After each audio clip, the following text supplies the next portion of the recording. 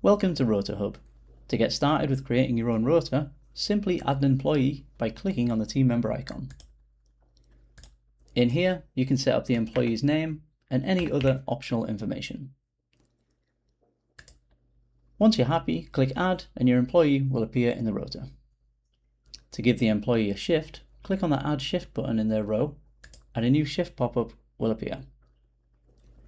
Select the shift start time and end time and click Save.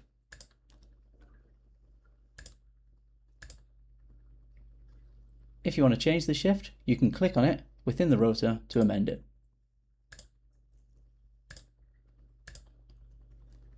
If you make a mistake, you can use the Undo button, or you can use the Reset Week button to reset the whole week.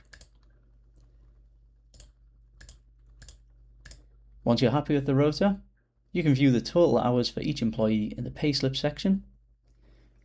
You can print the rota so that you can display it on a notice board by clicking on the print icon, or you can share it to your whole team with a public link.